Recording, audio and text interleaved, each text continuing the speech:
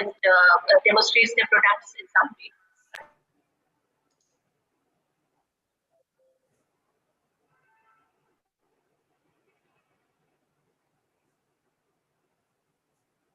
Puneet, we are live.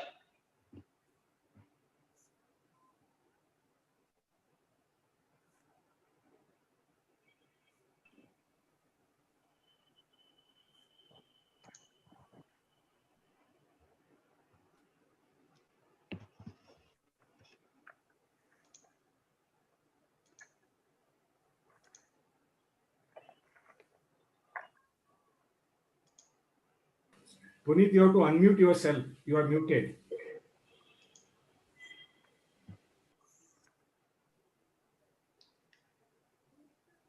Good afternoon, everyone.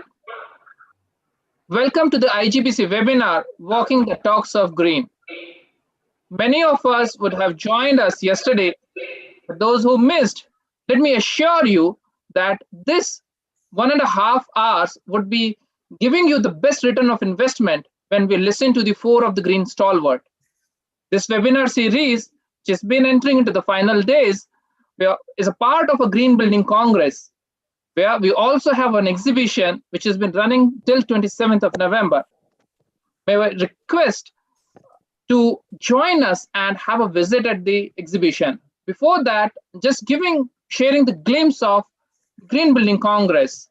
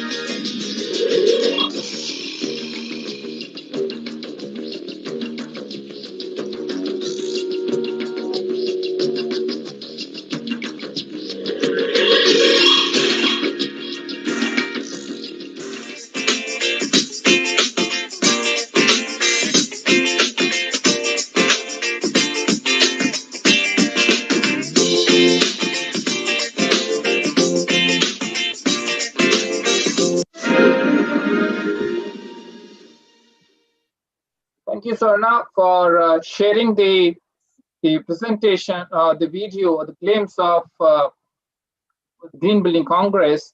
May I also, it's always been my pleasure to introduce or welcome Mr. Gurmeet Singh Arora, Vice Chairman of Indian Green Building Council. He is the Managing Director of Rajco Group, and he is known for his authority on the copper tubes. He is also the NEC member of IPA and immediate Vice President of the Indian Plumbing Association. May I invite Mr. Gurmeet Singh Arora to set the tone for today's webinar. Sir.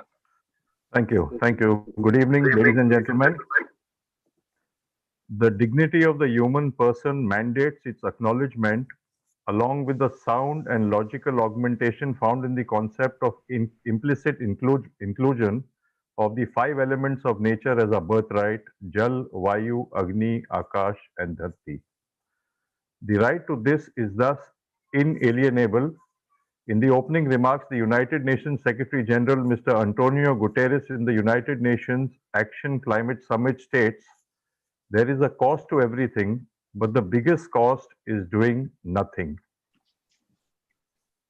This is a case of human action, or I would rather say inaction, in protecting, depleting, but fully necessary resources, and consequences are now faced by you and will be faced by your children. The principal cause in increased demand is not in itself or the mere growth of population, but the disproportionate and unsustainable use of our resources for production and consumption, and in fact its misuse, treating our resources and thus Mother Earth with disrespect for future populations to suffer. Ladies and gentlemen, the Indian Green Building Council, formed by the Confederation of Indian Industries in 2001 with the support of the government, architects, corporates, and many other stakeholders, has enabled India to become one of the top 3 countries in the world in terms of built-up area of green development. What began as one building project in 2001, the CII's IGBC headquarters in Hyderabad, has become a national movement, and today this movement belongs to all of us. In fact, it belongs to Bharat Ma, it belongs to Mother India. We should build on the green momentum which we have collectively generated over the past 2 decades and take the movement to the next higher level. The current pandemic has demonstrated the extraordinary ability of human beings to act as one when most needed. The green building fraternity too will come closer, and the green movement shall emerge stronger from this experience. I live in Mumbai, and I live on the seaside, where I have never seen a monkey on a parapet wall. I found in the 71 days at home, when all of us were home in the lockdown period, some delightful things happening in my city. We found a tiger coming into a housing society at Thana Hirnandani Garden. We found dolphins off the coast of Marine Drive, close to Chopati Beach. We found peacocks dancing in a building in Kemp's Corner, in the compound where cars are parked. And I found a monkey because my building is being repaired, some graniting and repair work is going on. And the monkey climbed to the 8th floor 3 times. I do not know monkeys are attracted to monkeys or what happened, but he climbed to the 8th floor looking for food, and this monkey was about 3 feet high, like the big ones you find in Matheran. And I have never in my we are living here since 1964, and we have never found a monkey in this place because this is a concrete jungle, okay? And I was shocked that these 71 days, you could even see the bottom of the Yamuna River in Delhi. And 65% of the waste in Delhi is untreated sewage, which just goes on into the Yamuna River. It's just dumped into the Yamuna River. But in these 71 days, you could see the bottom of the river. So, ladies and gentlemen, you have all seen the video. We are guests over here. We are not the masters, and we must remain as guests on Mother Earth. We must protect Earth's resources. We need more of less, not more of more. Now, a green building, if you look at a green building, for every million square feet of green certified building, there is a carbon dioxide reduction of 12,000 tons, an energy saving of 15,000 megawatt hour, a water saving of 45,000 kiloliters, and a construction waste diverted from landfills of 450 tons. So if you look at the tangible benefits per flat, per household, you will look at water saving of 50 to 60,000 liters per year, and energy saving of around 1,700 to 2,000 kilowatt hour per year per household, and carbon emissions of about 1.5 tons per year. Now, there is an absolutely documented evidence that green buildings are sustainable, they make sense. And today, the good thing about this is that when we build the first building 20,000 square feet, it costed us 18% more than a conventional building. Today, green buildings do not cost you more. They are within 1 to 2% of a normal cost of a building, because a lot of things like sewage treatment plants, solar, rainwater harvesting, a lot of municipalities have already mandated these within the building norm. We are today going to be talking about walk the green talk. And certainly IGBC has been walking the green talk since 2001, which started off as one project. We are at 6,222 projects today as on 15 November, with 7.71 billion, 771 crore square feet. We are at 77% of our target set by my predecessor, Dr. P.C. Jain, our past chairman. And we are inching towards the 10 billion square feet when India turns young at 75 in 2022. Right now, we have 17,61,528 lakh green dwelling units under IGBC, 5,77,000 acres of large green developments under Green Campus, Township, cities. So ladies and gentlemen, if you look at the breakup, you'll see 2,169 green home projects, 399 factory building projects, 209 existing building projects, 132 green schools, 572 metro station, and the list goes on. Right now we have 4,918, around 5,000 IGBC accredited professionals and 1,900 organizations which are already IGBC members. Now, if I look at 20 people motivated within that organization, IGBC has 20 into 1,900 army of 38,000 people who are now not only practicing green within their sites or designing green projects, but they are also doing sustainable practices within their home and their community. So IGBC has certainly walked the talk over the last 19 years. We are not number one in India. We are the second biggest green building council in the world. And we are poised to become, we are targeted to become the largest green building council in the world. Today we have some wonderful speakers. We have two architects, renowned architects, architect Jayesh Haryani, architect Sandeep Shikre, Mr. Sameer Sinha, Neetu Jain, all chairmen and co-chairs of IGBC chapters, of renowned chapters. So I will request Ms. Architect Jayesh Haryani to please talk to us about futuristic architectural designs. And I would request all of you to restrict your talk to 15 minutes so that we are able to conclude on time. Thank you very much, ladies and gentlemen. Thank you. Puneet. Thank you, sir. Such a wonderful start of the day on this. With this, and we assure that the army of 38,000 would be growing to 3.8 lakhs units with the support of stakeholders like you. Now it's my pleasure to introduce an infra project expert and committed to the sustainable high-end residential and commercial projects. Mr. Sameer Sinha is passionate to restore the health of our ailing Mother Earth. Without taking much time, may I request Mr. Sameer Sinha to share his thoughts. Thank you, Puneet. For me, this is a side change. I requested Jayesh to let me speak first. No problem, no problem. And thank you, Jayesh, for having me.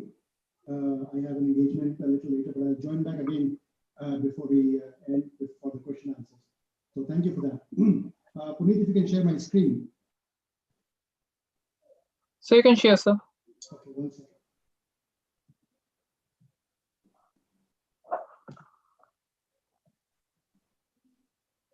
Yeah, am I visible? Puneet, is the screen visible? Yes, yes, sir. Wonderful. So thank you, everybody. Once again, it's a wonderful opportunity to interact with. Sameer, can you make your volume a little louder? Sure. Yeah. Yeah, I'll try and speak closer to the mic. Can you hear me? Yeah. You have to excuse me. I have a little bit of a sore throat post-COVID impact, I guess. But I've recovered more or less, so I'm glad to be back in action. So the whole, I think what we want to do today is, and I'll keep it as well within the 15-minute time limit allotted. I have 30 slides, promise not to spend more than 15-20 seconds on each. I just want to tell you 2 or 3 little stories. Essentially, at the end of our being, we are nothing else but a story. And I think it is our onus to make it a good story if it has to be interesting. Otherwise, what is the impact that we make? So our story at Savvy started way back in 1996 when 3 classmates from engineering college decided to get together and start a construction company because they were civil engineering graduates, and that's all we knew what to do. And our promise was to change the landscape of the city, impact the building industry with nice, clean, efficient buildings, and fulfill our promises, rather not meet but exceed the expectations of our clients, and keep very clean, transparent transactions with the clients and keep our promises. And that is how the story started, and we did very well from 1996 to almost 2000. And that is where the first change in our story happened, because there was a chance encounter with a wonderful gentleman called Dr. Prem Jain. Prem Jain and my architect, Kiran Kapadia, came to see us for a project that we were doing with the first high-rise 70-meter building in Gujarat. And Kiran was designing it. And Dr. Jain used to still be with Spectral in those days, and he came to my office and started talking to me about providing services for the building. And somewhere down the road, the conversation started veering towards green buildings. And I had no idea what a green building was.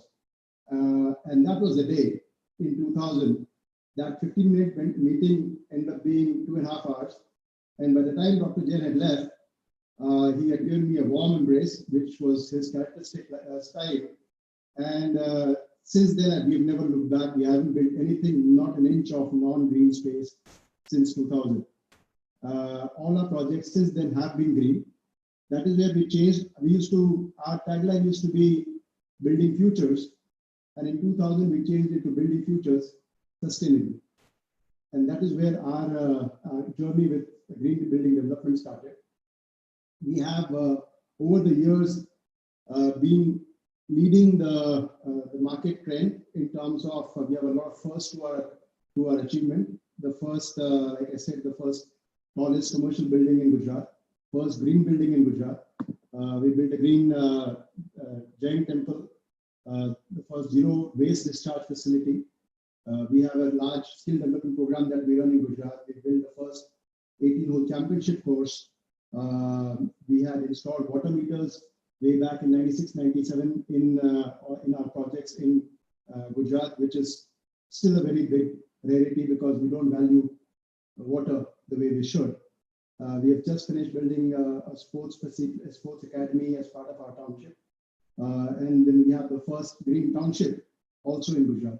And we are building a large building within the GIFT SEZ, which is again the entire city as well as our buildings are all green certified. So that's just a small summary of the first that we've been doing. Our efforts have been well awarded across the board, IGBC as well as by multiple industry awards. And we're very, very proud of the fact that our sustainable development has been recognized. Somewhere down the road, we realized that green certification, green building engineering, and the documentation, which we were doing for all our projects, was actually a sustainable business in itself, which is when we ventured into Savvy Greens, which became a small in-house group of people, which today has grown into a full-fledged independent company. And we are into green building sustainable consultancy. And it is becoming a very interesting, very attractive business for our company. Though we are still very small, but we have done some amazing projects. And we have a lot of firsts in that area. Also, we work with large companies like Indospace, Gift City, and IGBC has been supporting us all through getting a lot of our projects certified. So just some summary of some of the projects that we've been doing with IGBC across the country. And it is extremely, the only reason I wanted to mention about this is that every architect or every developer must look into this. It is an increasingly attractive business. And it is something which we started with one AP in our office. Today we have 6, and we are not even in architectural practice.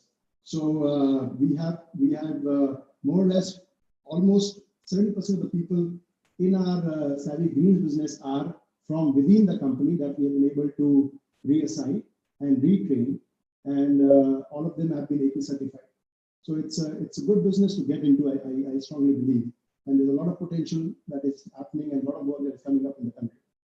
Like I said, some of our projects in that sense. We were also very proud that our championship golf course became the first green resort in India under the resort rating, and just certified or in the process of certifying the largest club in Ahmedabad, the Rajpath Club, again as a IGBC green resort.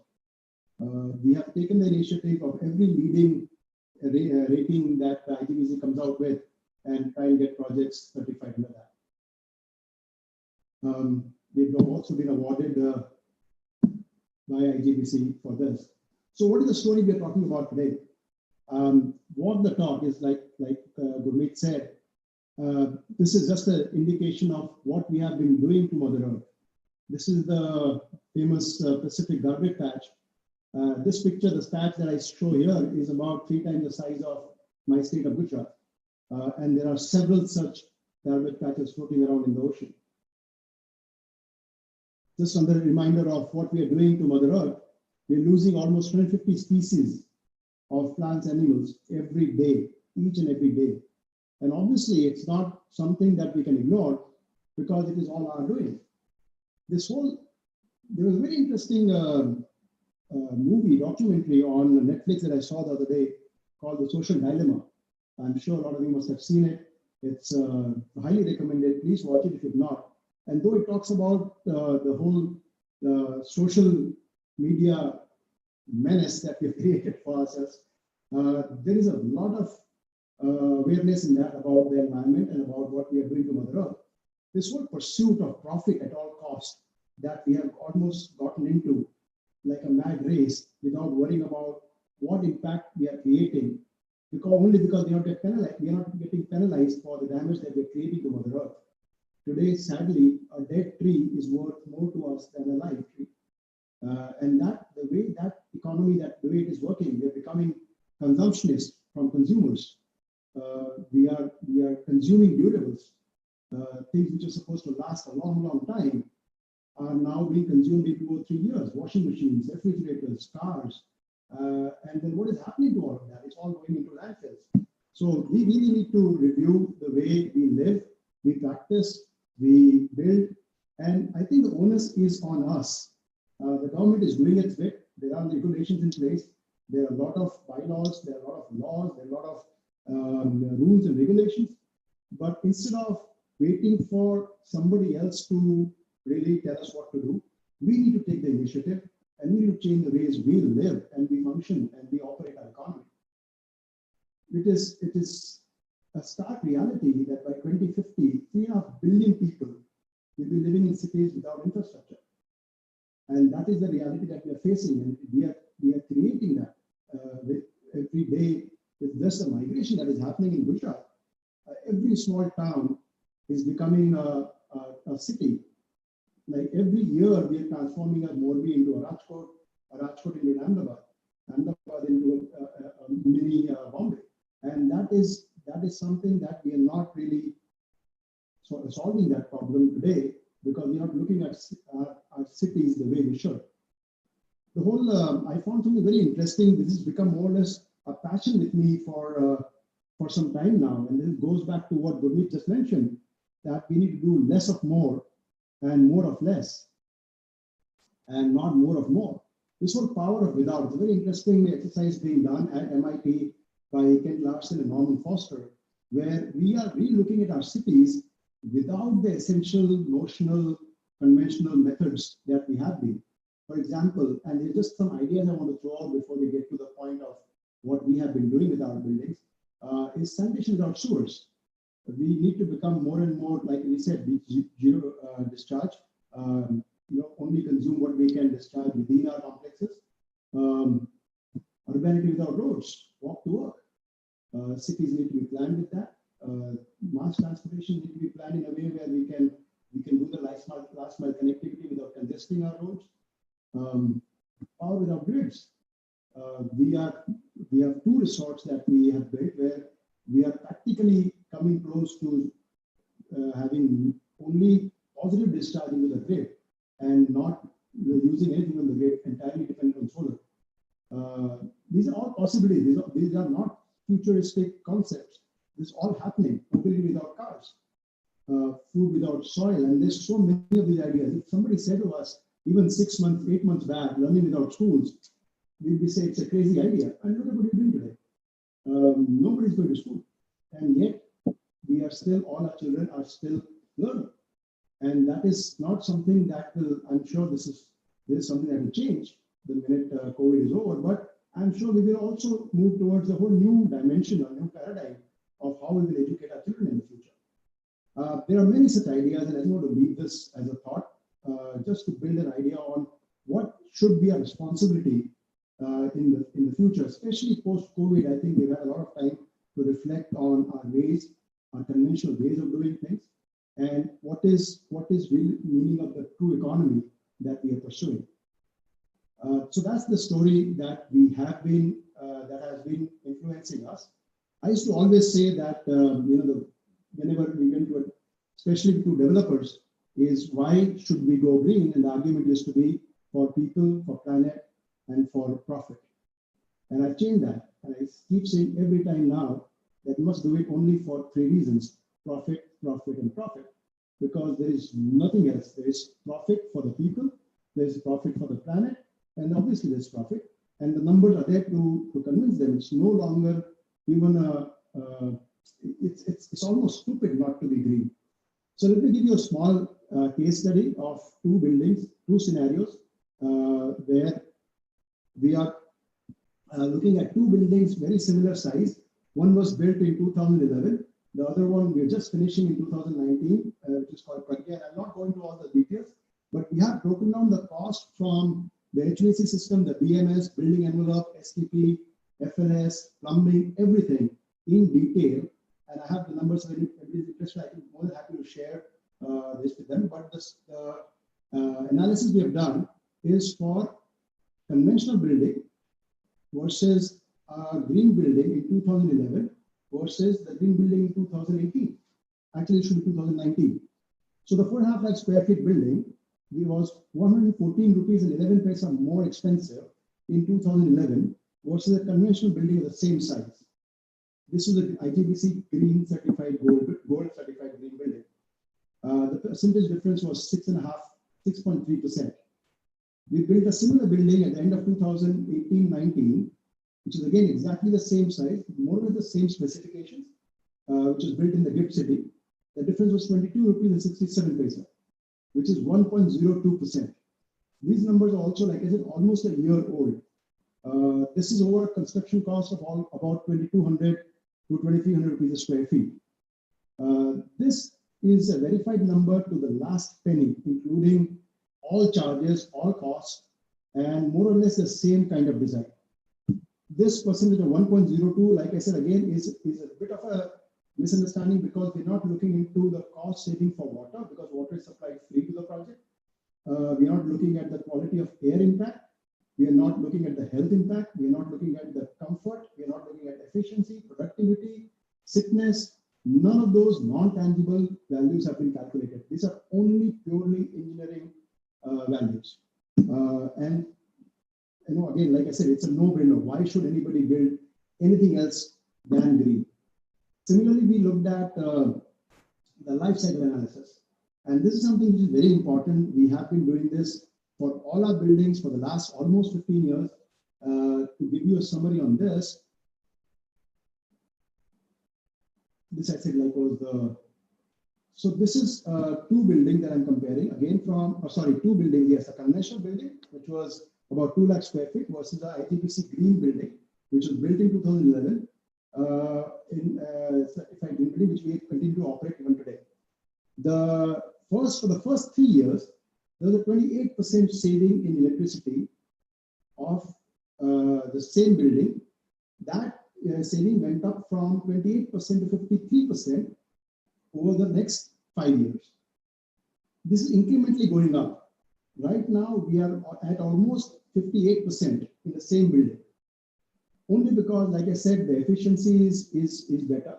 The building envelope is much better. Buildings above and below, offices above and below are cooled, so they have provided a much better envelope.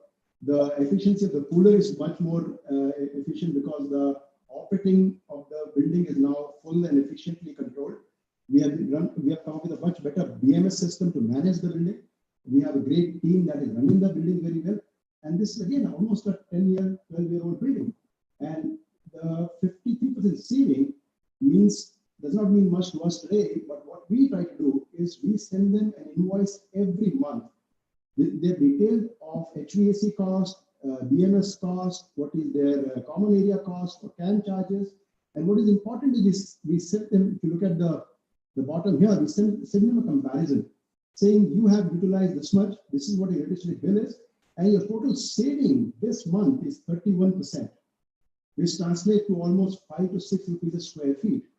So essentially what that means is on a 50 rupees rental, you're saving 10 rupees, 10%, just by virtue of being in a green building. And that is the advantage for the tenant, for the occupant. There's nothing in it for the developer actually, because the developer is out of the business out of the building by now.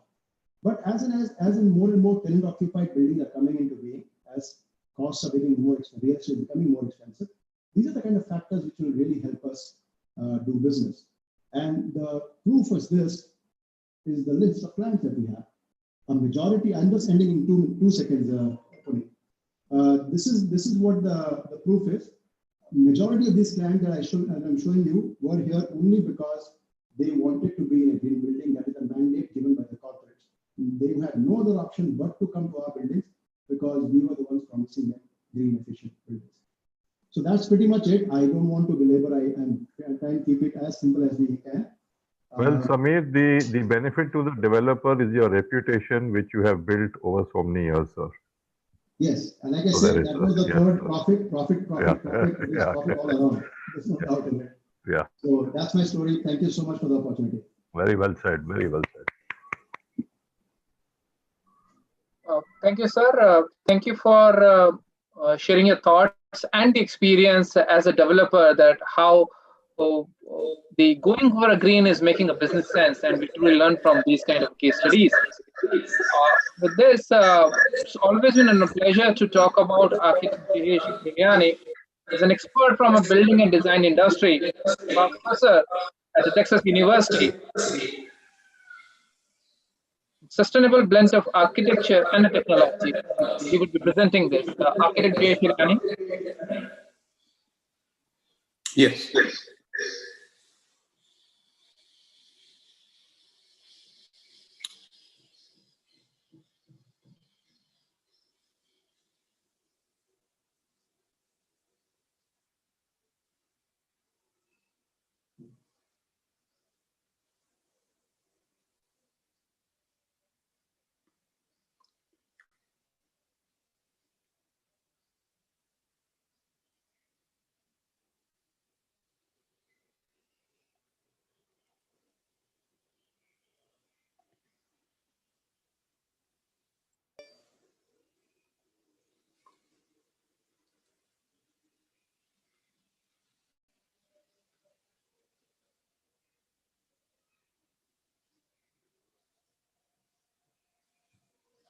Good afternoon, everybody.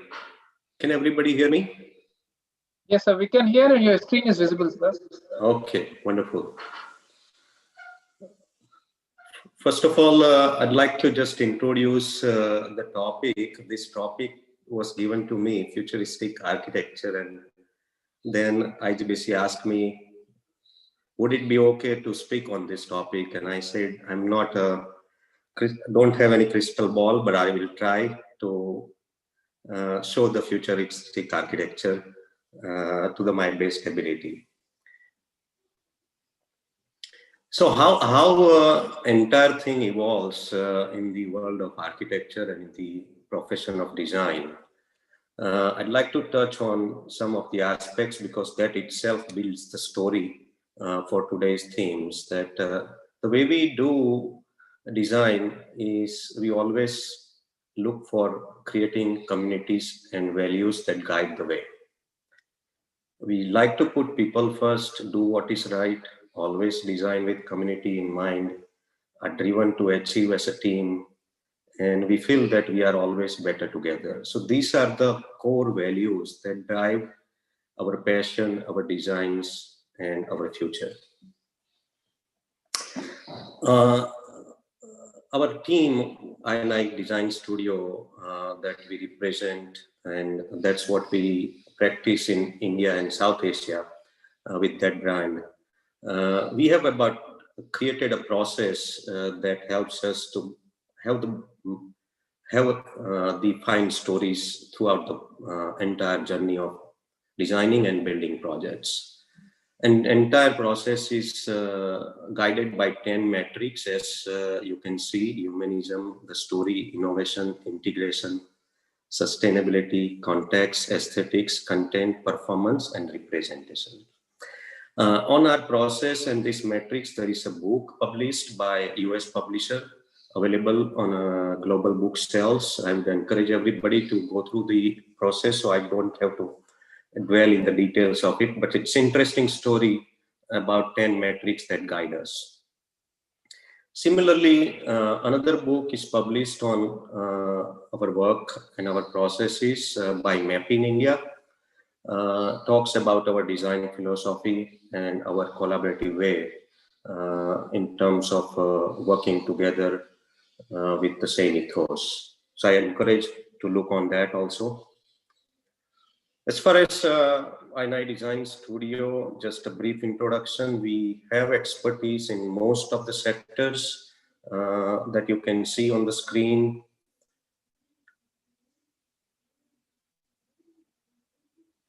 Our project footprint within India and outside.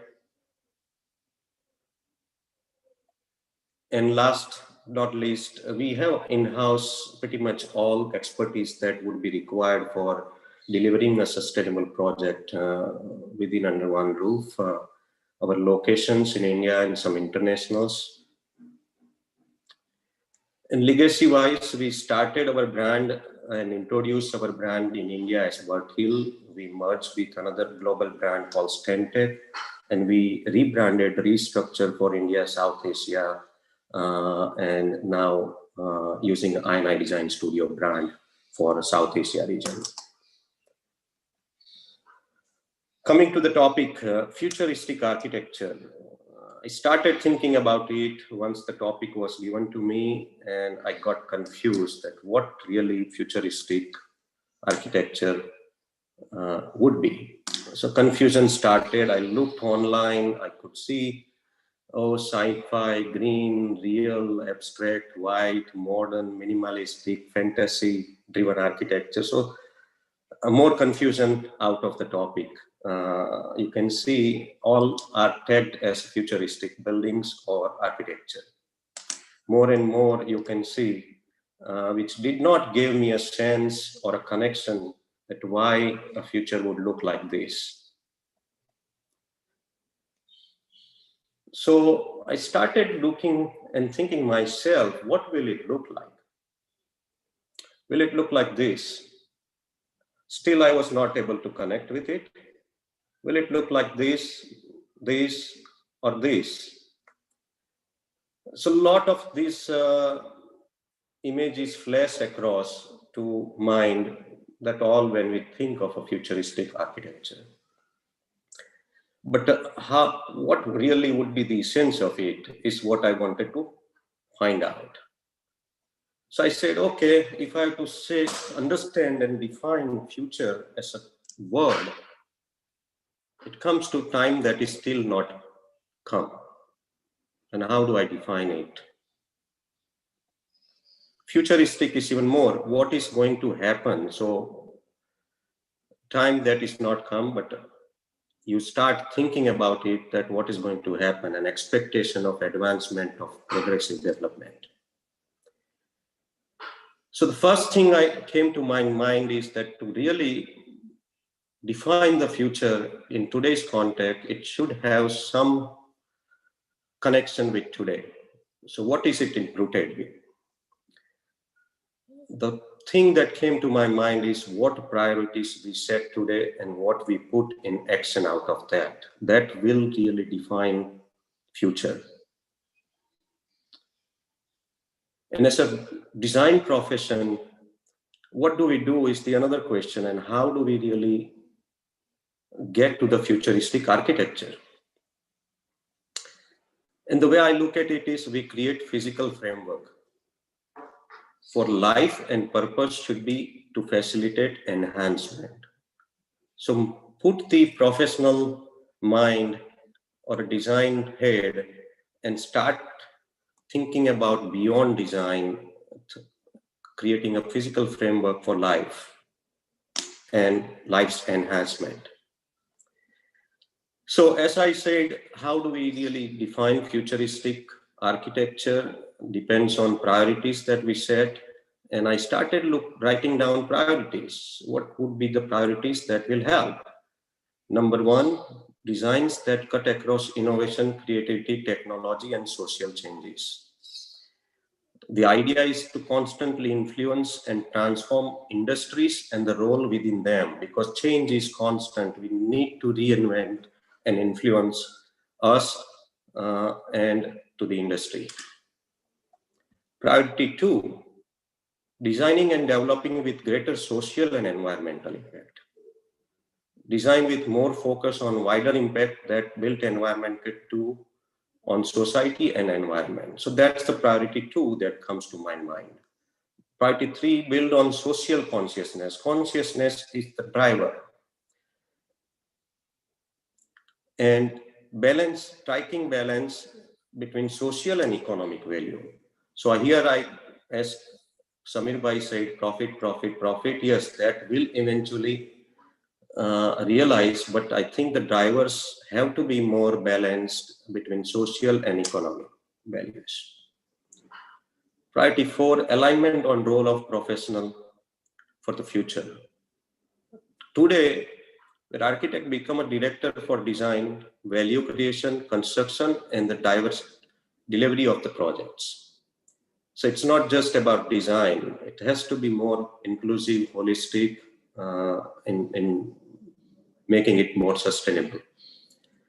So building flexibilities in moving with the market, adopting technology, and focusing on design thinking rather than design and product. So here this key that have to really learn design thinking, not think about design itself. Greater collaboration is priority five, that yes, only architect cannot do everything. Need to have a collaborative consultants, researchers, industrial designers, and manufacturers all contribute and work with architect. Number six, technology is enabler. Algorithm-based programs creating buildings are on rise, and every step of our life we are seeing more and more algorithms-driven services available to us. And using wisely, technology can help architects provide more services and expand practitioners' role and service portfolio. So these were the priorities that come to my mind. And then I said, okay, now what?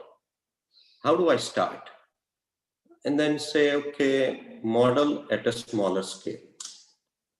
So here is the house, which is in terms of a project scale, we don't do that much. We have done once in a while, getting involved into a individual villa or a house. This is a house in the on the ring road of Ahmedabad, about 1,500 square meter plot. And I'm just highlighting the red point where the house is. Plan is pretty simple. As you can see, it's a square within a square within a square. Very, very simple, basic plan. If you see the plan again, it's a 9 square surrounded by a square verandas all across and a square in the middle, which is a courtyard. Pretty very, very simple plan and not complicating the overall language of the design. The facades are also very, very simple. The idea is designed by edit rather than editing or adding on it. So you take things out more and more till you see that this is a perfect balance in terms of a form, architecture, and materiality. Here are some images. So what you can see, the verandas around the house, this image, and there are solar panels on top. verandas provide the sun energy as well as create the shading devices to the house, and we have the screens that create the passive vent effect, so the cavity wall and the passive vent effect to keep the hot weather out and minimize the load for the cooling and whatsoever. The images all around, again, you can see how the materiality is kept simple, minimalistic, and what's necessary.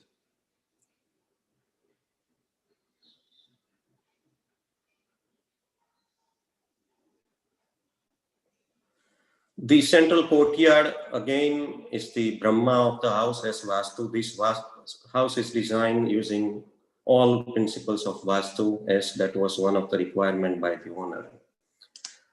And pretty transparent, and creates its own world within a world, having a courtyard.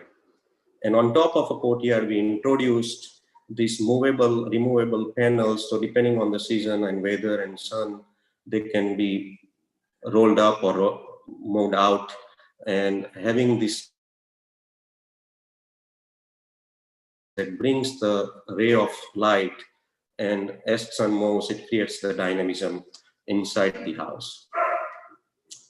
So that's this future using the priorities, as I said, and really, how do we start there? We create a dream values and plant that into client's mind. So the dream values we planted here for this house is simplicity, material consciousness, energy zero, community. In the community level, this is in the gated community where still only 50% of plots are built. So we planted a seed in 5 owners that why don't we plant about 500 trees of mango and pomegranate when the construction started. They did it. A wonderful experience. Today it is 9 years to this house and it looks lush green. Then community composting, about 30 villas and another 30 villas, a total 60 villas there were, where we proposed community composting concept, which is also implemented. This house, we integrated solar so well. All of the surrounding houses started integrating solar. So pretty much about 80% of the houses have solar now in this community. Urban farming on roof, we have integrated on this house, and whatever empty plots which were undeveloped, we asked the society to start creating the kitchen gardens and other farming. So that is also ongoing. So that's community level dream. So what I'm trying to, your slides are not moving, sir. We have okay. Also, is it now? Now moving, sir. Now moving. Okay. So we have 2 minutes. So that is the example at the small level. How at the larger level, community level, using those priorities. The idea is global e-community network, the way to heal the planet. What is an e-community? Eco-community concept is an intentional. So it's kind of a community that is consciously designed through locally owned participatory process in all 4 dimensions of sustainability: social, culture, ecology, and economy, to regenerate social and natural environments. And it can be implemented on both categories, whether it's rural or urban. And the idea is to implement on existing as well as new through the participatory process that where community come together to define their own future pathway. And it has to be intentional by people who come together afresh with a shared purpose and vision. Drivers, as I said, participatory process, whole system approach, and actively restoring and regenerating nature and the social aspects. With that model, we are working on this project. I'll go very fast in the interest. The vision, as I already said, to minimize ecological impact during design, construction, and operation of the community, and to help user resident live within their fair share. We started with research of about 2,000 families in India as well as outside India on all these parameters that life cares for. And then we created analysis out of that and what people were looking for, balanced work week to allow time for inner being and for family, community where creative cooperation is a custom, celebration of nature and farming, and bringing Sanskriti and happiness back in our daily life. So these were the future drivers or values. It's attempt to bring old wisdom and cultural values back in today's context. We looked and analyzed the CO2 emissions of the middle class and upper middle class and found that 1/3 of commuting and shopping is contributed to CO2 emissions, 1/3 of heating and roofing, cooling and powering lifestyle, and 1/3 of a family's CO2 contribution is through food miles.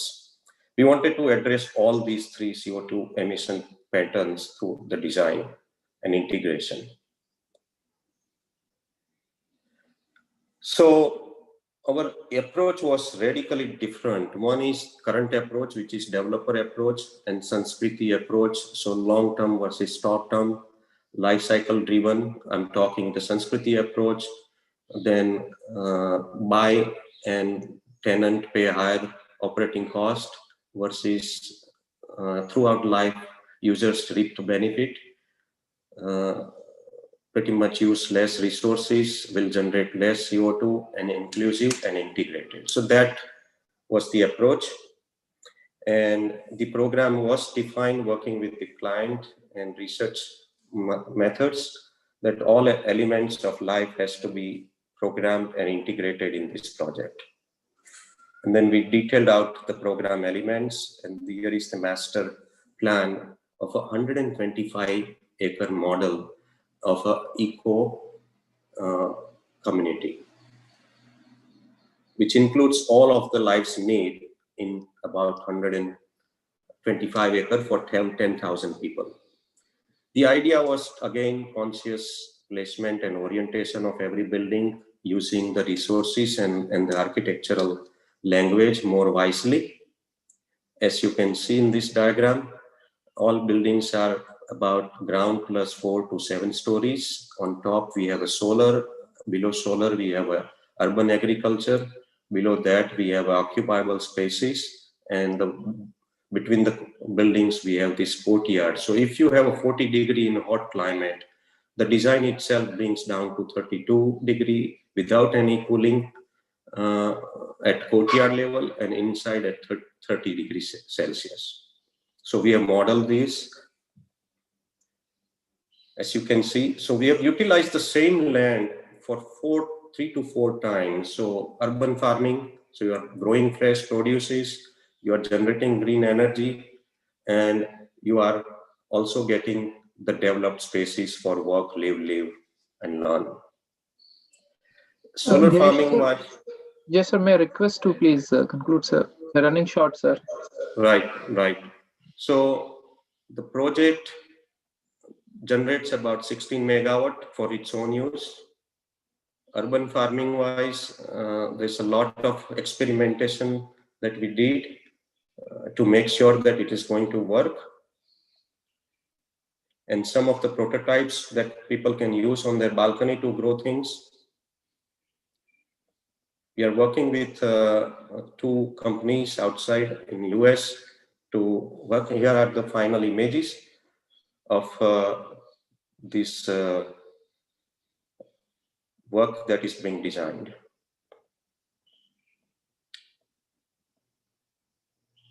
So dream values that we planted: energy positive, renew, minimize CO2 footprint, minimize daily commute, live healthy lifestyle, walk, cycle, community, more personal and family time, grow fresh, eat fresh, social and cultural vibrancy through many venues, and live, work, play, learn without commuting, and use space and land and all other resources more wisely and avoid duplication.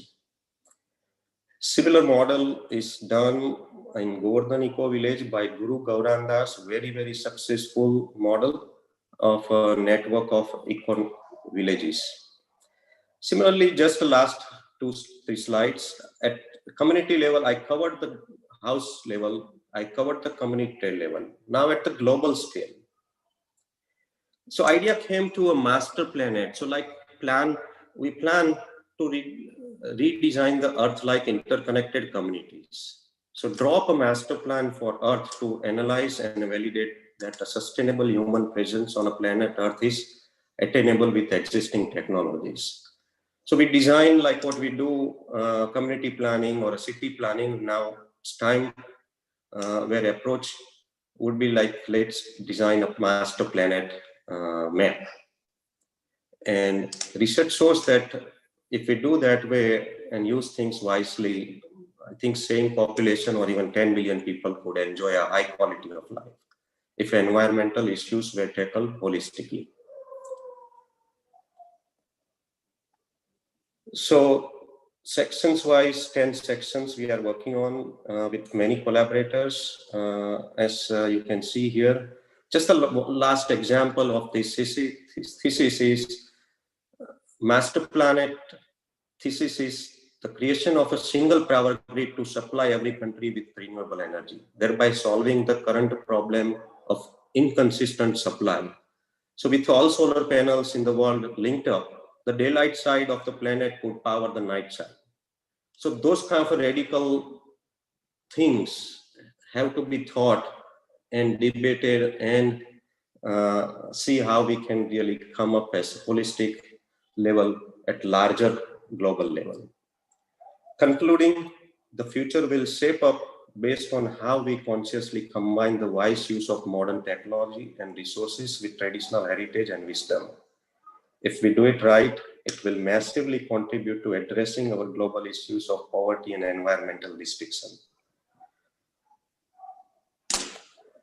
Thank you so much. Thank you, sir. Thank you very much for such an inspirational, thought-provoking presentation on the future building. Indeed, you have opened all kind of thoughts and leaving us, to run our brains. With this, we come back to architect Sandeep Shikare with a diverse profile which credits numerous national and international awards. He is providing the healthy and highly innovative design solutions that are environmentally sustainable. May I request architect Sandeep Shikare to share his thoughts?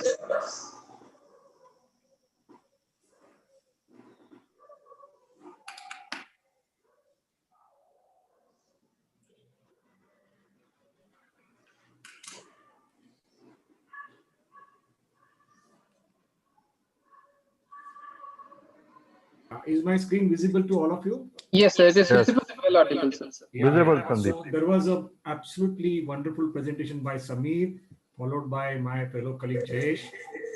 I must say that I gained a lot from both of them, and it was quite nice presentation. My presentation is going to be just one case study, and since I have my friends from Gujarat, I thought of picking up a project from Gujarat. So this Thank is you. actually a memorial project. As an architect, you always get an opportunity to work on several projects which are. Architect Sandeep, it is Yes. difficult to get you audible. Sir. You need to be a little more louder, sir. Yeah, so Or closer am I to the audible microphone. now?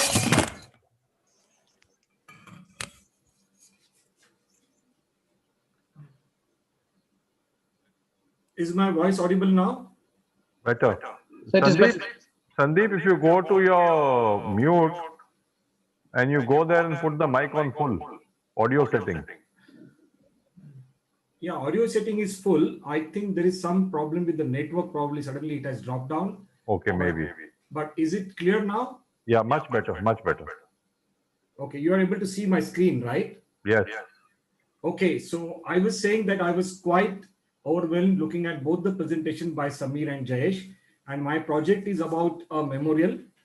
This is a salt satyagraha. It's a national salt satyagraha. This is at Dandi. So basically this project is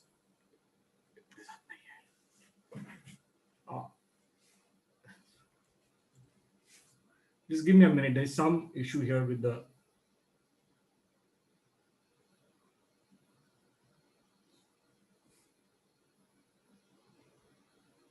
Okay.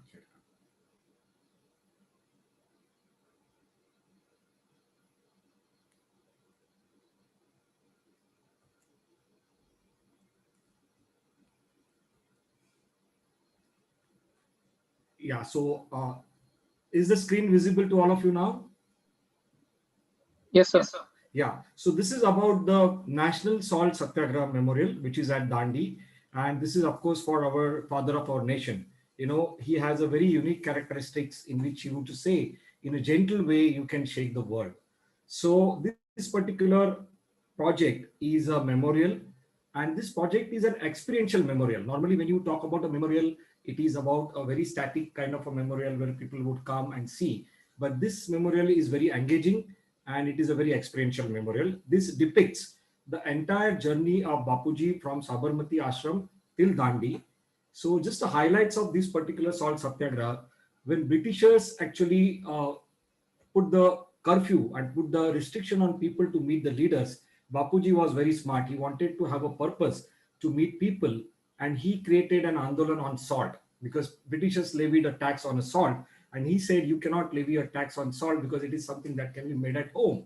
And he decided to walk from Sabarmati Ashram till Dandi.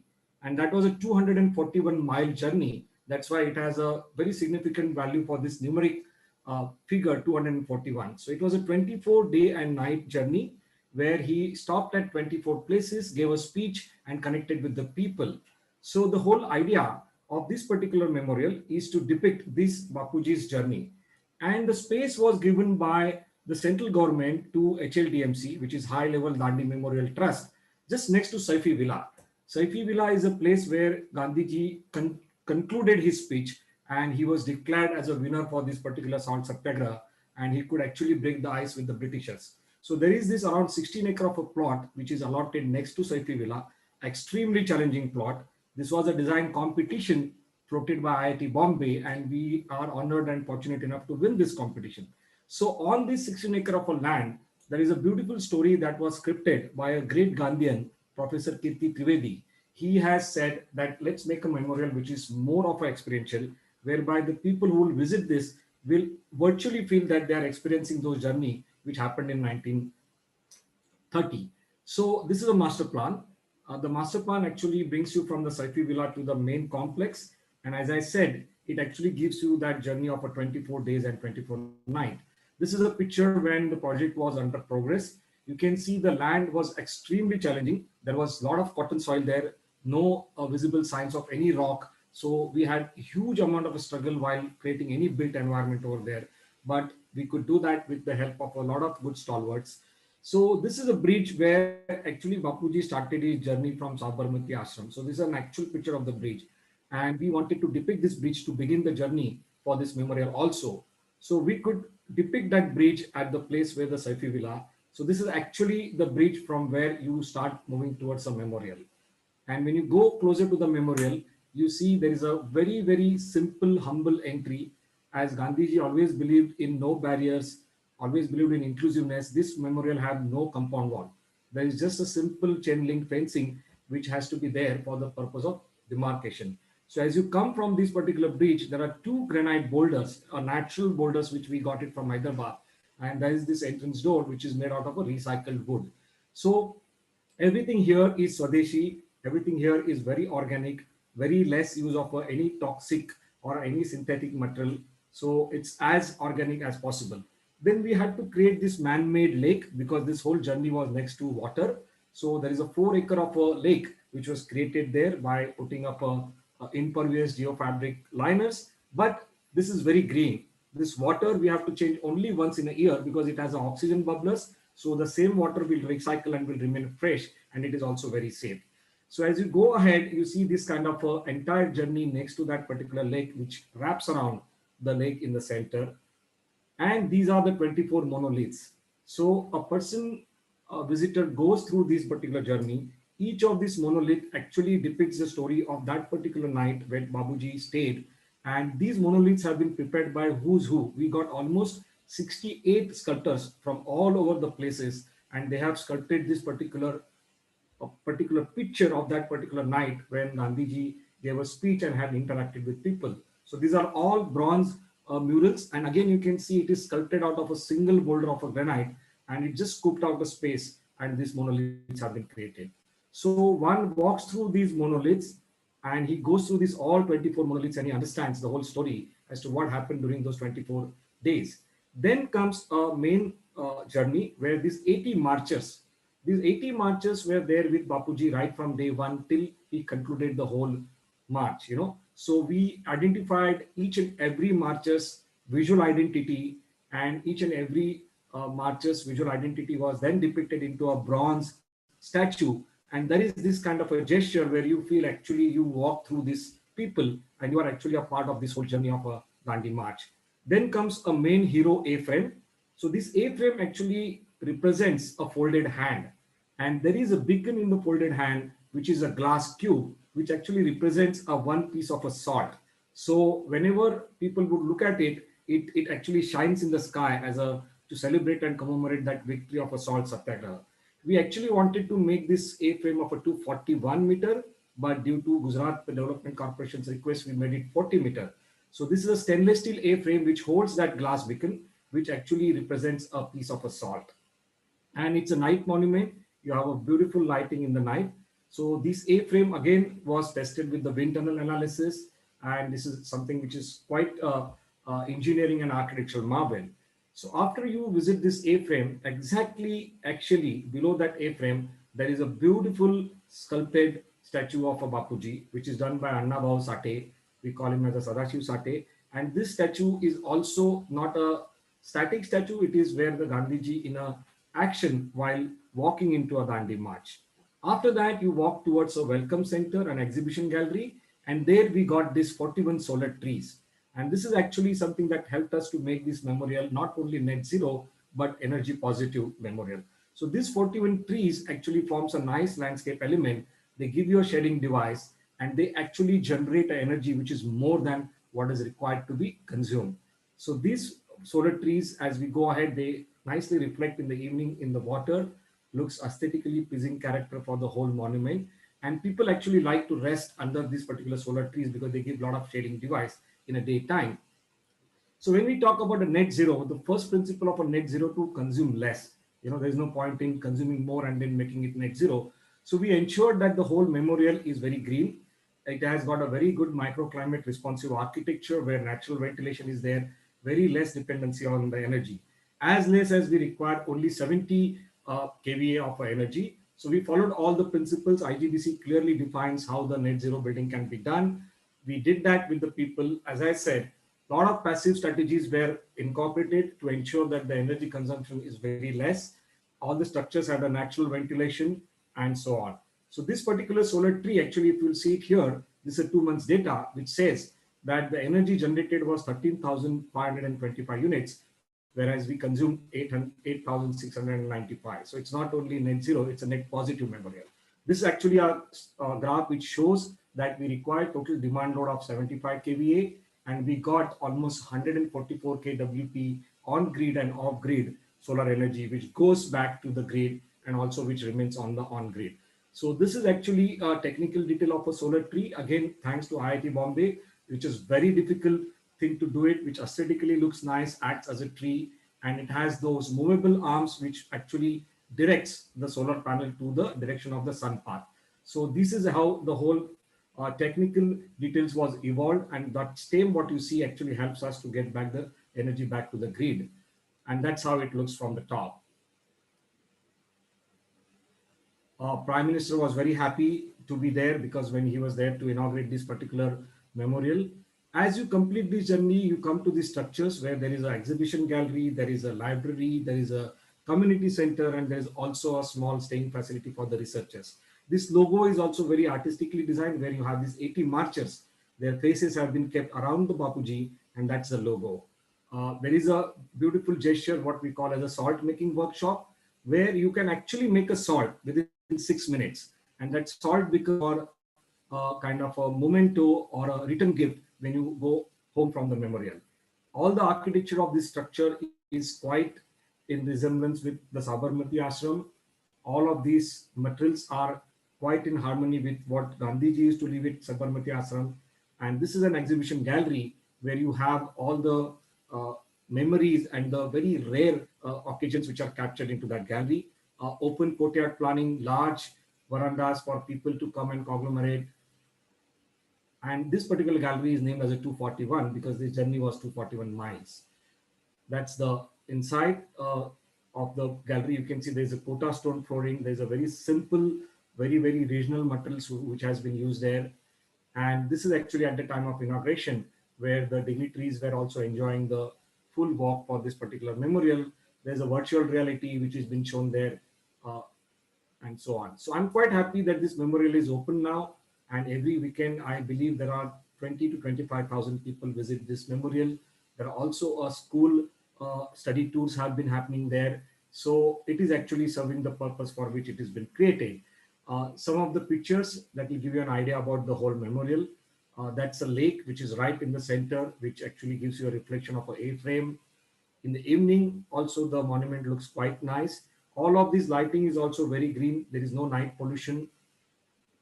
You see a beautiful reflection of the entire complex into the central water body.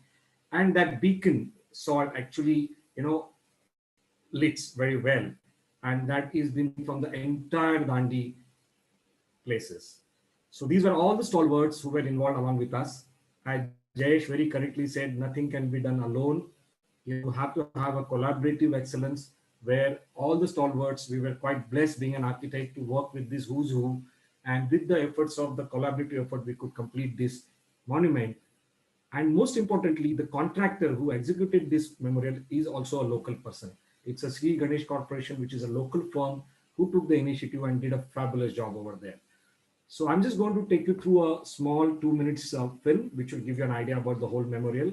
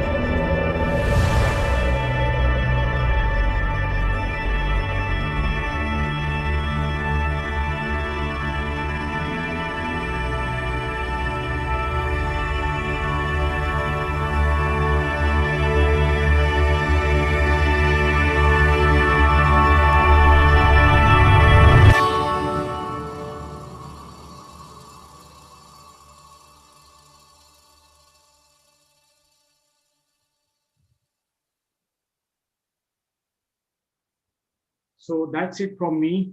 Be the change you want to see in the world. I think that is something, a very strong message Bapuji gave it to all of us. And at IGBC, we all are following that to the best of our abilities. Thank you very much. Thank you, sir, for such an inspirational thoughts, as well as your approach to go for a net positive building approach. With this, let me welcome the last speaker for the session. After that, we will take the question and answers. May I also request all the participants and the listeners to kindly pose their questions, and a few of them we would be taking over here. Now, Neetu is known for the manufacturing innovative, energy efficient, protective building envelope materials. Now, she works towards making the cool, green, sustainable cities. Over to you, Neetu. Neetu, you need to unmute. Hi, can you give me screen sharing? Okay, fine.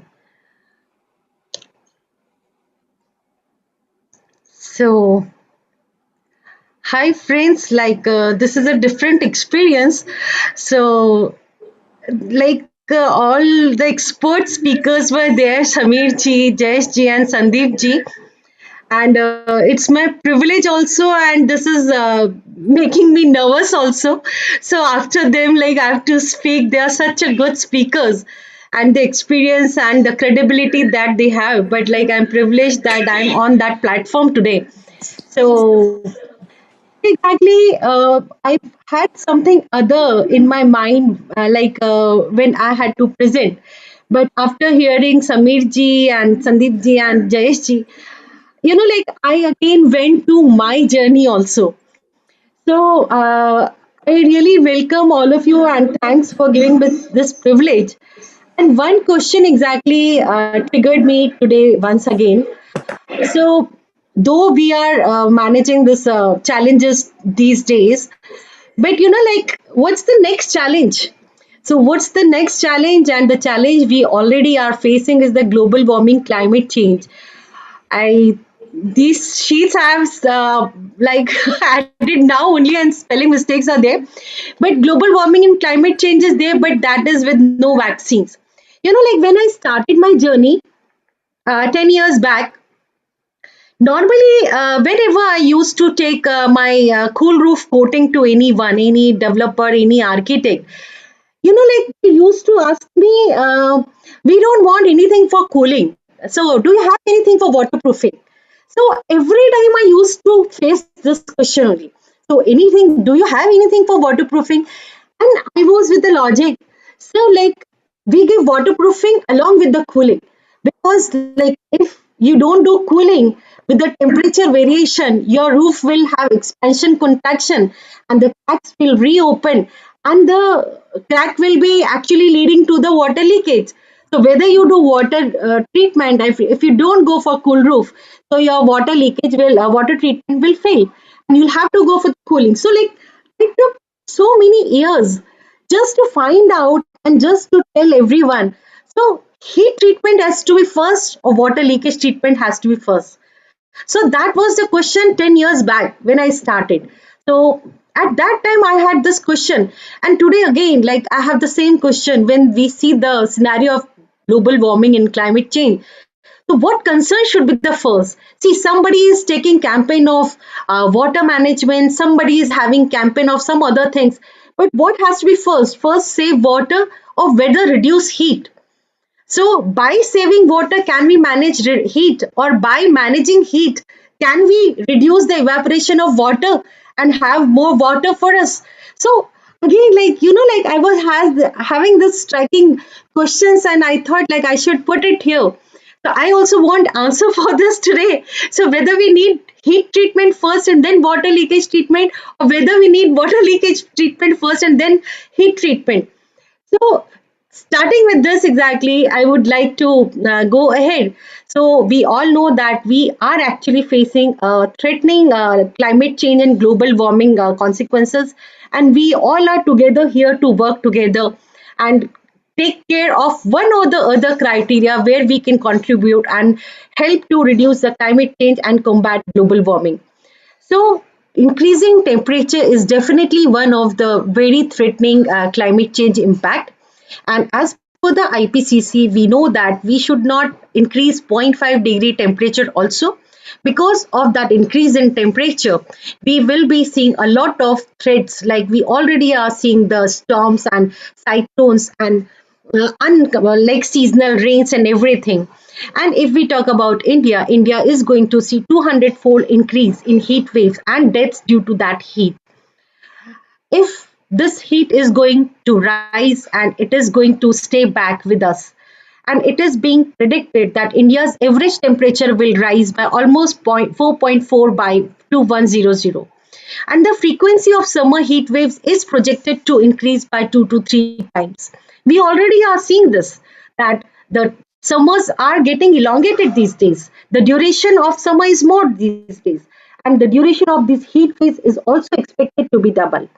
Baroda was not seeing temperature of more than 38. Now we see temperature of 48.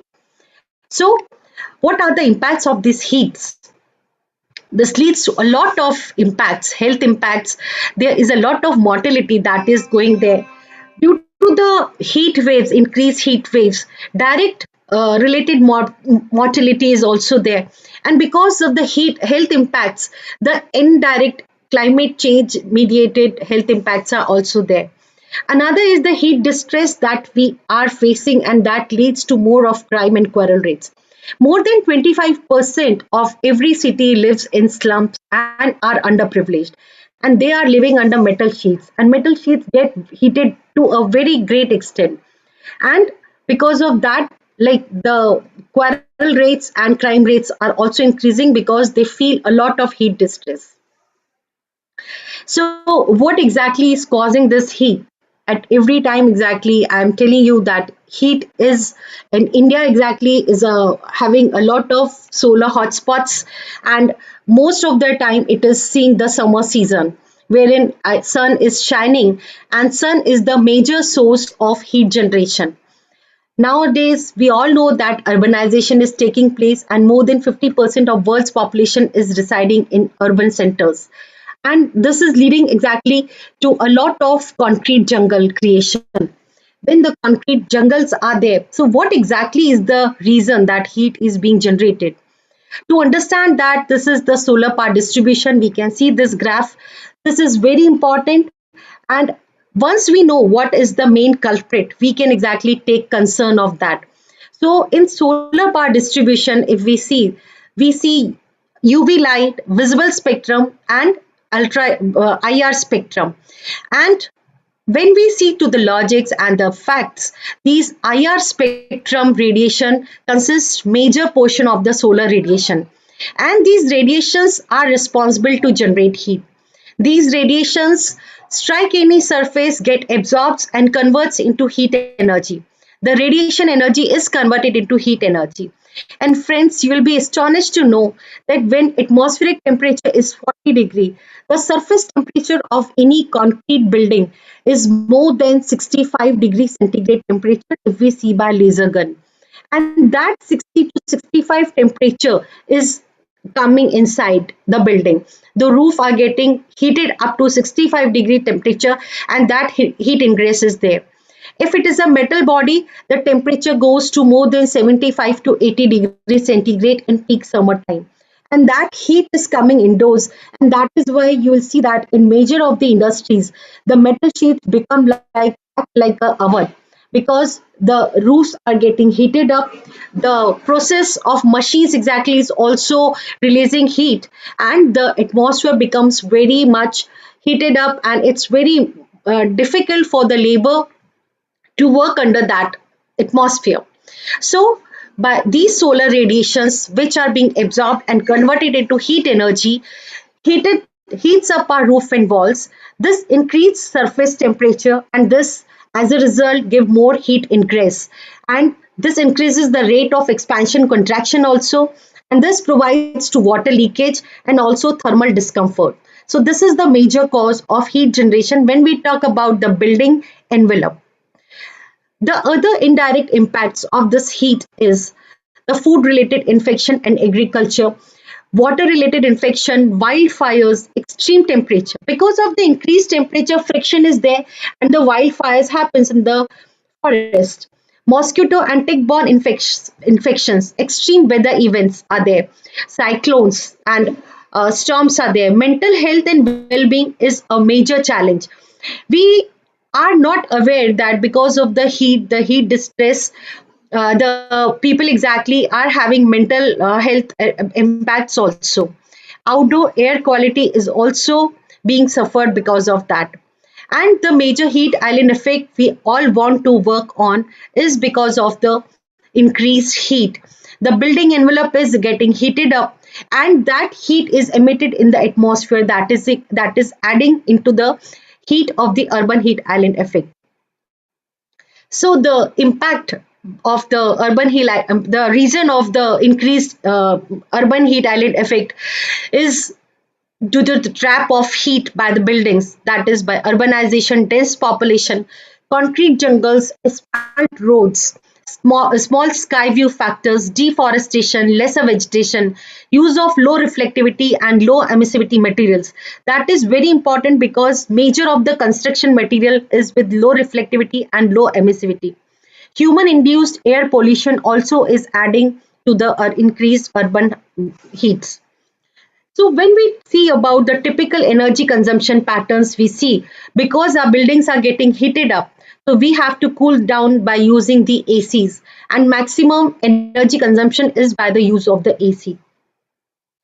And if we see the AC and building envelope, roof and walls become the major area by which the heat ingress is there.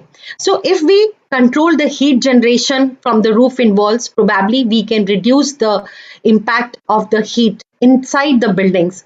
And we see that due to the increased heating of the roof and walls, the demand of air conditioner is also increased, and the air coolers and fans are also being increased, and we see a drastic rise by 2031.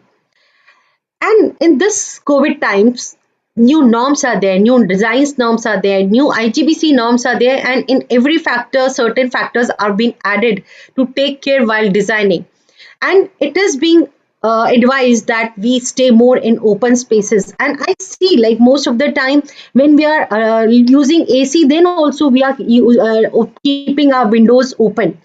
And now exactly having thermal comfort by the new norms given by ASHRAE and ISHRAE that we should set a AC temperature between 27 to 30 degrees centigrade.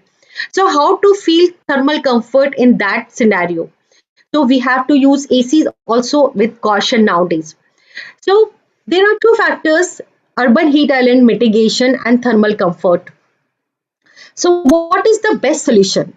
Whether we should stop heat generation, whether we should reduce energy demand, or whether we should increase the heat load and then generate the renewable energy. Because we are giving a lot of stress on insulation, we are giving a lot of stress on solar energy, wind energy. So if we talk about insulation, what we are doing is our buildings are getting heated up, our roof and walls are getting heated up. So once the roof is getting heated up, we are reducing the transmittance of the heat by having under deck or above deck insulation. Whether we use expanded foam or whether we use insulated plaster or screen. But the building enveloping is getting heated up and then we are reducing the transmittance. What we are doing with solar energy? We are exactly, our building envelope is heated up. We have increased demand, but that demand is being taken care by solar energy. So the root cause is not being taken care of. The root cause where the heat is generated is not taken care of.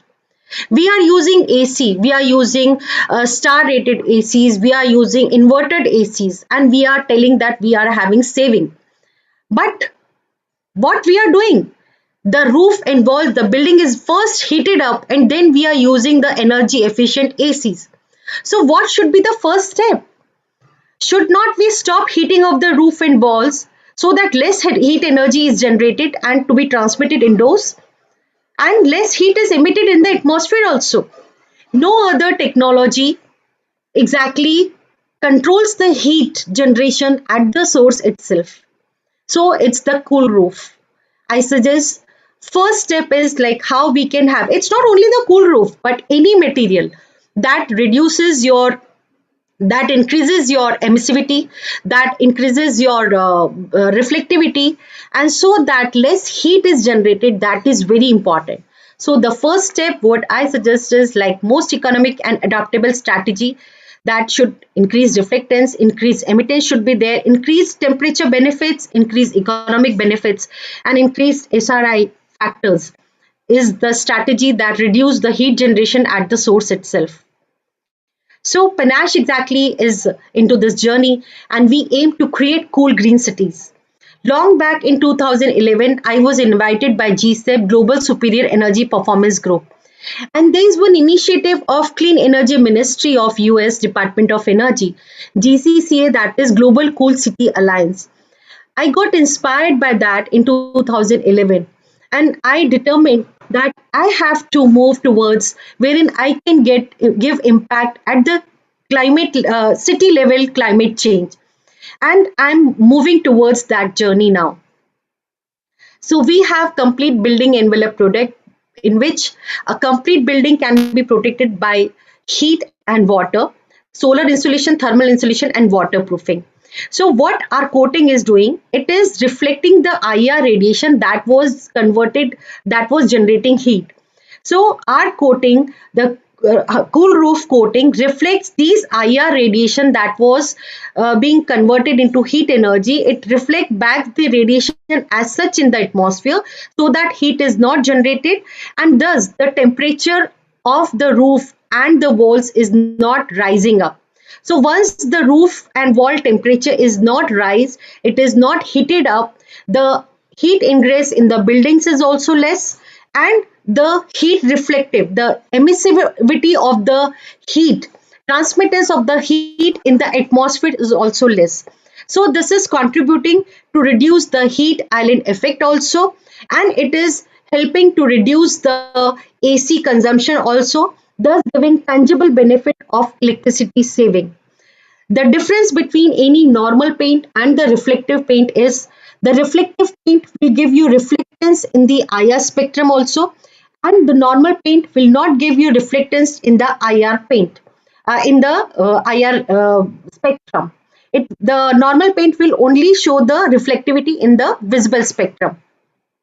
So to have a very good cool roof, it should be energy efficient, fire resistant, economic, good reflectivity, emissivity, lightweight, low maintenance, weather resistance, durability, and it should give energy saving. So cool roof is the strategy that reduces the heat generation at the source with all these properties. If we see the different comparison modes, so cool roof gives you health benefits, energy saving, building cooling, city cooling, also thus global cooling impact can be there, low maintenance and compatibility with every technology. The benefits that we get is the thermal comfort without AC, that is the most important benefit that we can have at this time. Reduce the city temperature. The ambient temperature that is reduced is between 4 to 8 degree, and we have case studies for that. Electricity saving is there. Thermal comfort is by 60% increased. Solar cell efficiency is also increased if we apply coating and then we do solar panels. GHG emissions are also reduced. It reduces the process loss and increase healthy well-being by reducing heat stress. It reduces the delays the global warming. Only 1,000 square feet of cool roof can exactly give you 10 tons of carbon dioxide offset. It reduces the the decrease in 1 to 2 degree in the UHI effect would lead to a drastic decrease in air pollution concentration also. So it has a lot of tangible and intangible benefits. If we see, there are two types of modes. One is Cooltops Eco and one is Cooltops Premium.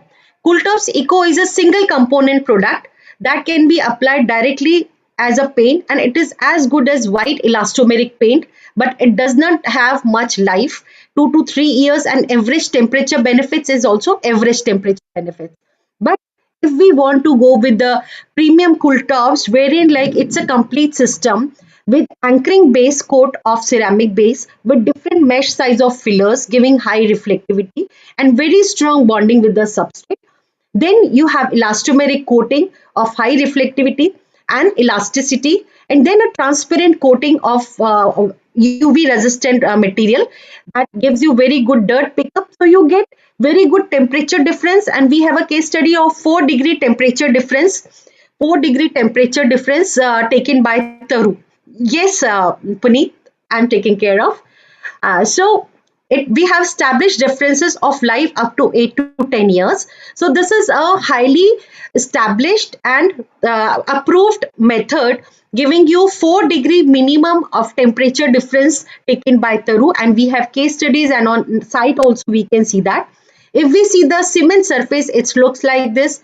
On metal surface, it looks like this. It gives you very good dirt pickup, no yellowing of the roof after 10 years also. Increases life of the cool roof, gives slight sheen and resists water penetration. These are certain case studies where we have done under deck temperature difference, good temperature difference in October season also. In rainy season also we have seen temperature difference. This is a very good Warangal smart city project wherein like we are working for the smart city cool roof project, and we are trying to help them to draft the system exactly how the system should be so that it is more sustainable and more performance is there. This is a proud project of IGBC Hyderabad headquarters, wherein like they have seen bifacial gain by 15 to 25%, and one of the factors is the high SRI paint. Then we get payback within 10 months. Like this is again a case study. And this is a live example wherein like we can say that in Spain, Almeria, widespread of installation of cool roof is giving them temperature difference. This is again for Greece. We had a survey in that like when slums, if we see, they are very dense and narrow, and there exactly the emission is till midnight, and it's very difficult for them to survive, and health impacts are there, heat distress, malnutrition, appetite loss is there. So a lot of things can be done for the like underprivileged people in affordable housing. The age to SRI for our roofs is 65 to 70. And normally, like if we see all the programs, the SRI value is told 75, 82. But as the age goes, like the percentage of the SRI is deteriorated. So we recommend that minimum starting point should be at least 100 or 100 above, so that after aging also you are having sub impact of the cool roof. All the bodies are now making it mandatory. Our products are Green Pro and certified, and we are into process of EPD certification. Similarly, we have exterior cool wall paints also now. And since 2 years, UHI has taken this also as a cool wall rating program. This is again the same technology with pastel color shades. These are certain projects that we have done, major big projects of Shiv Nadar University with these wall paints. A very different benefit is that it gives you shade, different shade at different time of the day because of the reflectivity it is having, but no glare. Then we have cool wall pavements that gives you cool winds because asphalt roads take a lot of heat with it and makes the atmosphere more hot. So we have these two color of coating that can be used for the pavements and have a cool breeze. Again, these are like very good um, application now, and recently started, and these are certain achievements and a journey.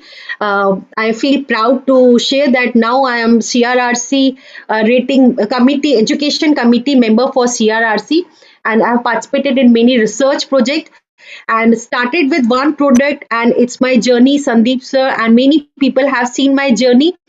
And I am thankful to IGBC for giving me this privilege, because first year of my business I got associated with IGBC, and IGBC has my inspiration, has been my inspiration, and Dr. Jain has been my inspiration, and I'm committed to the association, and thanks a lot for this opportunity.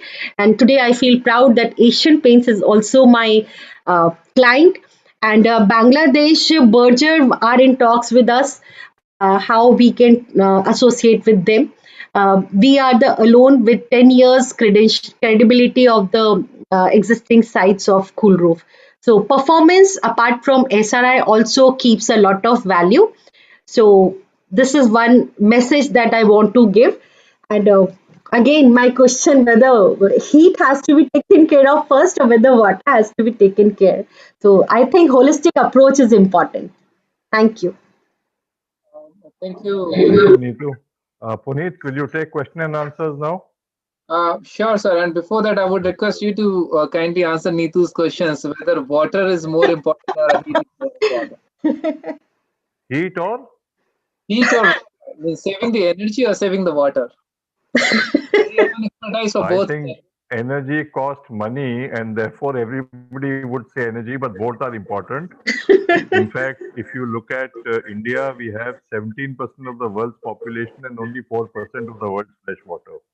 So we have a very big anomaly, and as our population grows, we are going to be short of water. We will have to go net zero on both energy and water. Both are important. So thank you, sir. Very well said.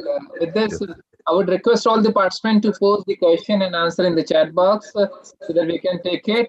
We have received few questions. We have been taking it selectively. The first question is to Mr.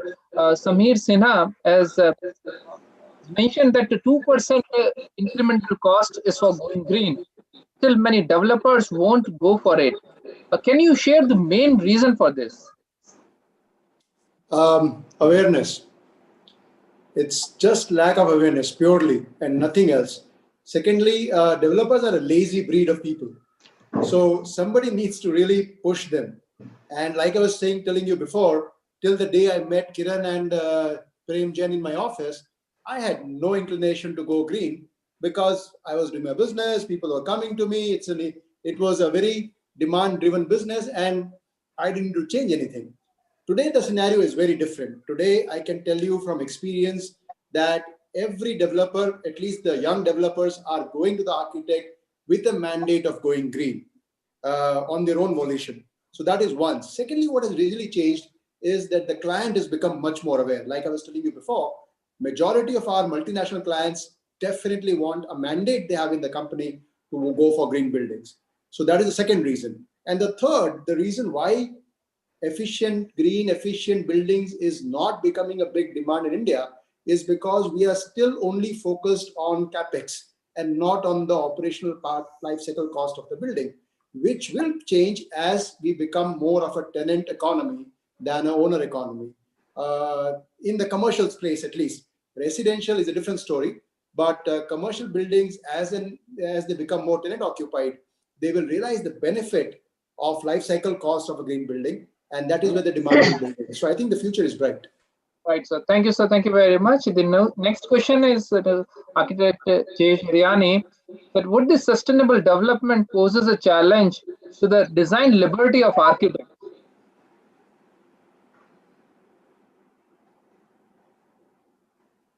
Not at all.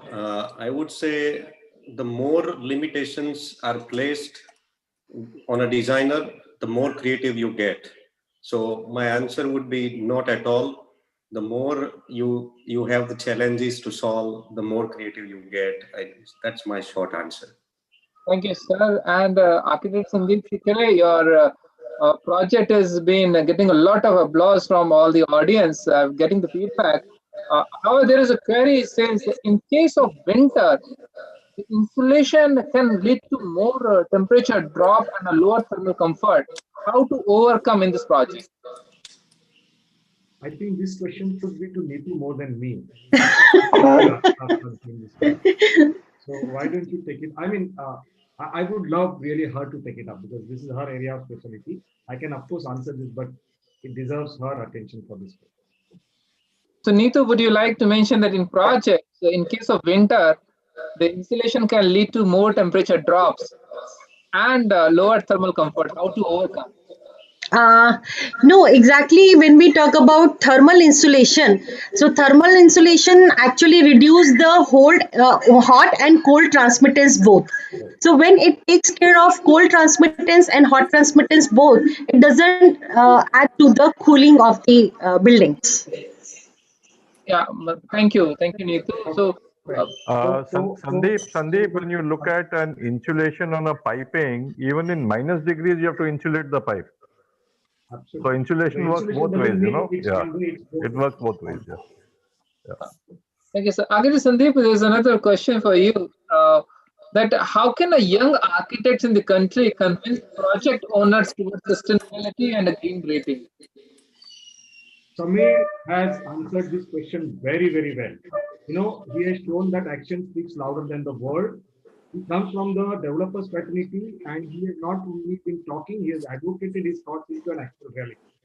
So for all young architects, my advice would be show them those case studies, show them those actual real-time stories where people are enjoying not only the pleasure of going green, but also having a good profits, also having a brand identity. You know, people think green is something that is a kind of a star that you want to put it on the column. No, green is something which is inevitable. You know, it is something that is a need of an hour. So I don't think these young architects will have to struggle as much as we had to struggle. You know, because that is the time when in 2000, with Dr. Jain's leadership, green concept came. As Samir said, many of the developers did not know what the green means. And it took almost 5 to 8 years for us to prove to the society and to the fraternity that green means actually a better productivity, well-being, wellness, business, profit, everything. So this young architect should capture all these case studies, which are there ample around in India, like Gurmeet ji said, 6.7 billion square foot of footprint we have only with Outline.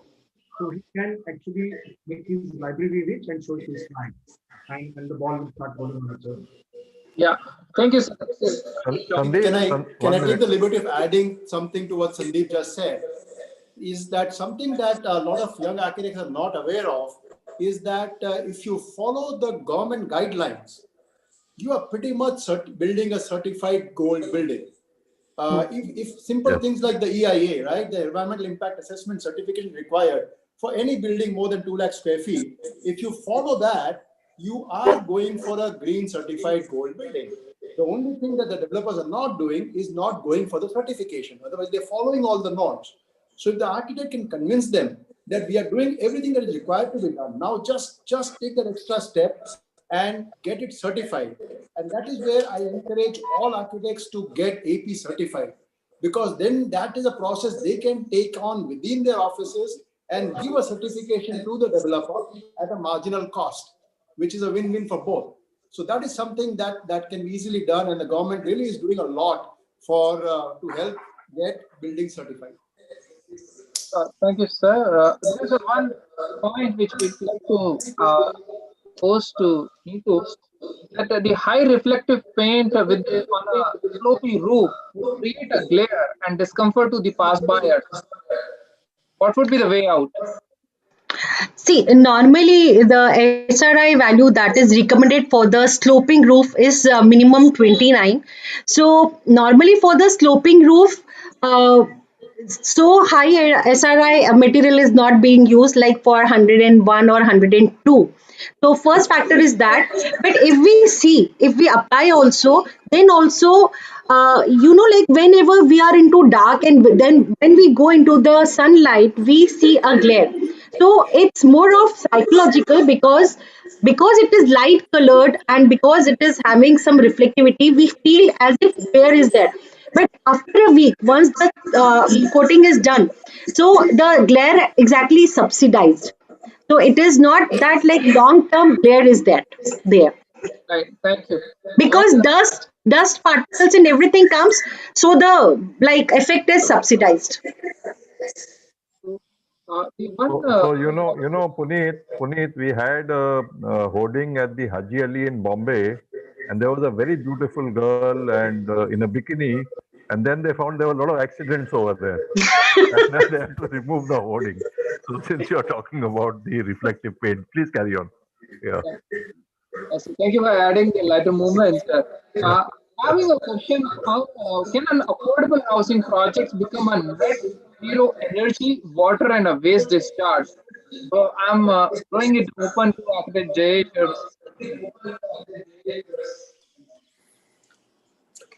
I would say yes, definitely possible. and yes, it will be challenge, but definitely possible, because first of all, their basic needs are very tight. You have to rely on the natural all passive strategies to start with, because their first cost as well as their operating cost, like when you do low costing, the first questions comes, okay, can we do high rise with the elevator? Okay, elevator cost more, and operating elevator with the low cost people is even more complex. So that kind of a real nitty gritty gets into the way. So their basic needs are pretty defined, and to counter that with a good design with all passive strategy, and then imply some of the renewable energies, including like, okay, waste recycling, biocomposting, solar energy, and lot of other aspect of a landscape which doesn't cost much. You can achieve that. And cool roof, cooling Yes, without thermal comfort. Thank you, Mitu. Can I just make a All quick point? That is Puneet, one on that? attribute in green buildings, no? Let Samir, me, you let me wanted to say make a something. quick point on that, and I second Jayesh's idea, but let me tell you, reality is very different. Getting net zero on an affordable project is very, very difficult because the budget will not allow. And also, we don't need to serve biryani where we need rice. Net zero is not something that is required by every project. It's a customized solution for a very different kind of a building. But green affordable housing rating system, which IGBC has, is extremely applicable to these projects. And that is what should be done. They are a simple solution to a simple problem. They serve the purpose. Not everybody, zero discharge is still possible, but net zero energy is a huge challenge in today's scenario, especially considering the costs of providing alternative energy sources in buildings like this. And not only is it difficult to build, which is expensive, but typically these societies don't have the funds to maintain these buildings then. They don't have large corpuses available. They don't charge very high maintenance CAM charges. So it's very difficult to maintain this. So that should be taken into account also, what happens to the building over the period of time. Also, net zero discharge may not be possible because maintaining an STP itself is very expensive. Exactly, very Okay, expensive. and then you will bypass it, and then so it's not feasible. Right. Thank you so much. Well, that's where I kind of come in with a different mindset, that we need to get out of the box thinking and really network in terms of a financing, funding, managing, operating, more holistic system to get there. If we say, okay, today's model of a developer building it and selling it to the low cost house, yeah, then yes, you are kind of against the wall. But if we scratch our head and come up with a creative idea in a holistic manner, then I'm sure we can get it done. Sure, Thank you for sharing the different perspective. And before I come back to Mr. Singh for the closing remarks, may I have a one-line message from all the panelists, a message to the community, starting with Mr. Samir. My motto is very simple. Sustainable is not an option. It's the only way ahead. That's the only way to go. So it's absolutely no other way. Architect Jayesh. I would say define first with consciousness what you value in the life. Everything else will follow if you really stick to what you define as a value. But if you do define something and do the other way, then yes, you will not get there. Architect Sandeep. I already said, be the change that you want to see in the world. Alone I can do so, together we can do so much. So respect the collaboration. Respecting the collaboration is also sustainability. The ideas will evolve, and I think the world knows there is no option, as Samir said. You have to respect the mother earth. Yeah. Sure. Ms. Neetu? Neetu, without roof, we are not talking about roof now. So you can consider the walls. Okay. We are talking holistic green. Right? Yeah. So now may I request Mr. Gurmeet Singh Arora, Vice Chair IGBC, to pose the concluding or conclude the session, this 2-day session, and after that I'll make a couple of announcements before we close. Sir. Gurmeet, can I take 1.5 minutes? Sure, sir. Sure, sir. Okay. Please. So since there is such a wonderful gathering here, I just want to talk for just 1.5 minutes. Like our Dr. Jain used to say, remember that Sandeep, our battle is no more energy, our battle is water and indoor air quality. I think today we have already won the battle by doing a lot of exemplary performance. But our future battle is a wellness and well-being, with our Kamalji constantly keeps advocating. And I also feel that we have to have a mechanism to see the optimism. So less is more. So I would strongly urge chair, co-chair, and the entire CNI secretariat to ensure that every fund comes to us. Is it overbuilt? Is it optimum? We always go for looking at it green without looking at it quantification. And third and last point, the take home, adaptive reuse. There are so many structures we have around us, and we keep building new structures. Can we not remodel, reconfigure, reset the whole button so that we don't build more? We have to be very conscious for every square foot that we are going to build henceforth. That is what will take us to a carbon neutral. So I think this is just some thought for all of us to take home. We are researching on it, and I'm sure all the able people around us are researching on it. And that would be the next step for IGBC to catch up. Thank you. Fantastic. In fact, let me summarize. The presentations have been amazing, mesmerizing, and eye-opener presentations. I would like to, before you said something about change, Sandeep, there is a saying of shift kheda. Change the way you look at things, the things you look at will change. I want to repeat some of the quotes of Samir, and I've written them down, Samir. Maybe I'll use them in my future speech with your permission. Sure. We are all stories in the end. We'd better make it a good one. We live in a world where a tree is worth more dead than alive. The religion of profit at all costs must end. The power of without. Wow, Samir, I applaud you. I applaud all of you for your wonderful presentations. Thank you very much. Have a great evening. Thank you. And let's go green together. Thank you. Thank you, sir. Thank you. Before we close for the day, I would like to remind my colleagues and participants who have been listening to us that there is an exhibition which is being till tomorrow. So that's the last chance to visit the India's largest green exhibition with more than 400 green products over there. Along with this, I would also like to thank the supporters of Green Building Congress because of who supports the biggest event, the international conference, would not be possible. We thank you once again, and we look forward for more and more participation for the subsequent years. Thank you very much for your patience. Thank you, everybody. Bye. Thank you. Thank you, everyone. Thank you all. Bye. Bye-bye. Thank you. Bye. Bye-bye. Bye-bye. Pleasure. No, I put myself.